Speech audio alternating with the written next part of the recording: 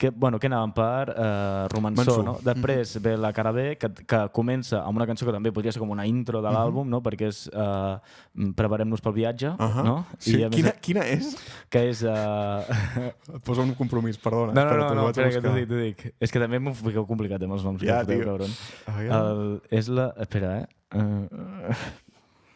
Merda, no tinc cobertura aquí.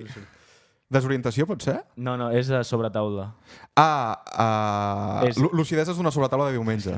Lucidesa és una sobretaula de diumenge. Sí, que és avisa tota la colla, el viatge comença, no sé què tal. I que també està guai perquè m'imagino que està col·locada ja expressament perquè és cara B, gires el vinil i tu no en plan... Correcte. I a més, després venen com tot de cançons seguides que també són una miqueta així de viatges. Crec que és aquesta que soneu...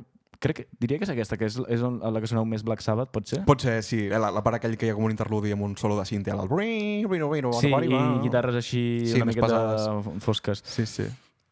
I després ve la de... Desorientació, que aquesta cançó no sé si és també si parla també de viatge psicodèlic, però és la lletra que m'ha costat... Bueno, crec que és de l'Icar. Sí, aquesta és de l'Icar, sí. I no sé si... També m'imagino que voleu deixar coses a la interpretació, però aquesta no he acabat d'entendre de què anava. Bueno, parla una mica sobre... És que és bastant... Crec que totes les lletres parlen bastant del mateix. És com... la manca de... el centre de gravetat permanente d'en Battiato parla una mica d'això, de la falta de tenir un centre de gravetat i no saber a què agafar-te, saps? A la vida que portem, i llavors parla una mica això, d'anar vagant o pol·lulant pel món sense tenir referents clars, sense tenir...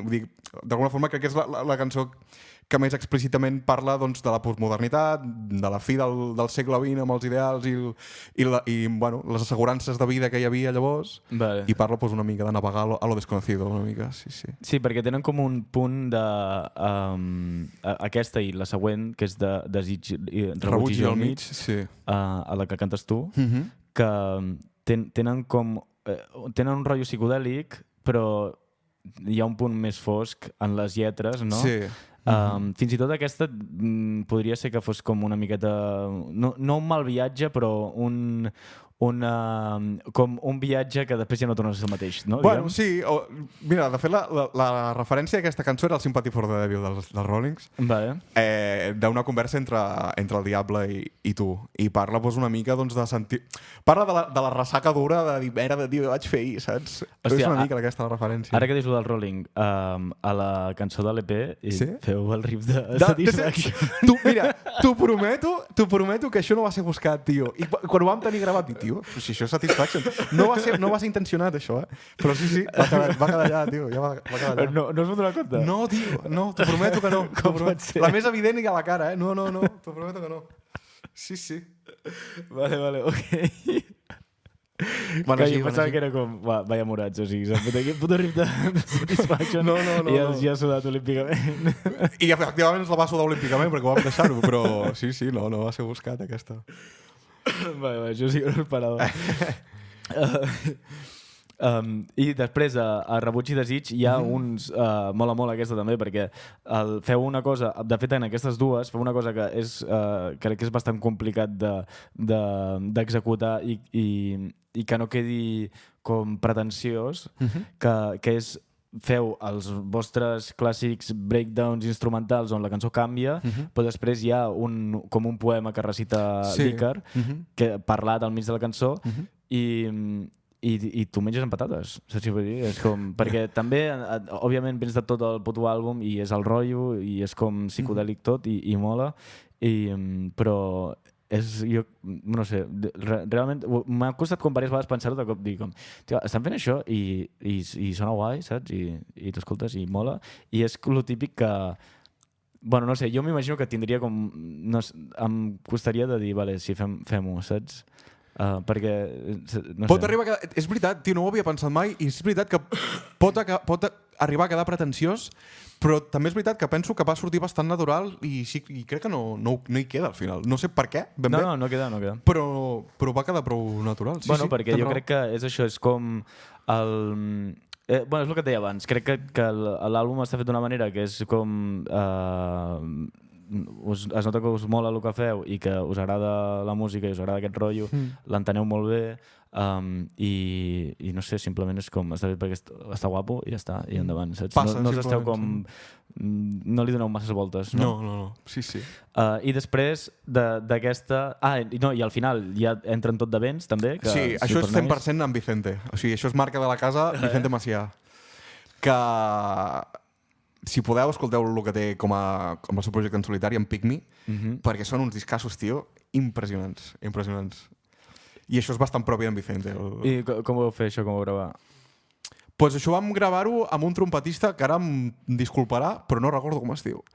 Era conegut d'en Vicente, no sé, ho van gravar... Això no es va gravar, és una de les poques coses que no es van gravar allà a Caballo Grande, això es va gravar a la Capsa, al Prat, de Llobregat. Els bucs que tenen allà. Sí. Vale, però la Capsa no és com com una sala? La Capsa està guapíssim, tio. És com un hub. O sigui, allà hi ha sala de concerts, bucs d'assaig, espais per poder gravar coses, hi ha bar. Vale. Està guapíssim. És com la nau, aquí, no? No sé, no hi he estat mai a la nau. Bueno, és una sala de concerts que també hi ha bucs. Sí. Però crec que no sé si hi ha estudi. I ha fet alguna cosa més, així com algun arranjament més d'aquests com vents o... Pues jo crec que no. Així com seus, diria que el dels vents i els vents també de Roca Crua. Vale. Que ara anem, que és la que tanca l'àlbum i bueno, és final apoteòsic d'àlbum, Roca Crua. No sé, també una de les cançons meves preferides del disc, i de fet hi ha el moment preferit el meu moment preferit a l'àlbum, que és com el canvi, no sé si és com un canvi de to, pot ser? O no sé si és un canvi de to. No, saps què passa? Que no en tenim ni puta idea de música, llavors vam tirar milles i vam dir, això està guapo, pues tira-li. Però saps què vull dir, no? Però hi ha el canvi. Sí. Que és molt èpic, i després estàs com tota l'estona com esperant el moment per poder cantar els coros que fas tu, no? Sí, i ara què faràs? Sí. I de fet jo crec que allà crec que va ser aquesta cançó que quan us estava veient en directe em vaig quedar com, bueno, què és això? Saps? Cago en la puta. Sí. Aquest tema va ser el que més ens va costar gravar, perquè tot el disc el vam gravar amb claqueta. O sigui, la cosa és, nosaltres ens vam preparar el disco sense claqueta, i llavors la cosa era un desastre. Fluïa, tal. La majoria de temes, evidentment, necessitaven que hi hagués una coherència a nivell de tempo. I llavors els vam gravar amb claqueta. Però aquesta la vam estar intentant quadrar i no hi havia manera. Si la gravàvem tot al mateix tempo, perdia gràcia. Si intentàvem incrementar el tempo a mesura que anàvem tocant, no ens en sortia. I vam dir, gravem-la sense res. I de fet la gràcia de la cançó és que comença molt lenta i es va accelerant. Vale, I la vam gravar en sessió a pelo. I com ho gravàveu? Si tots tocant alhora, llavors? Sí, en sessió, tots junts.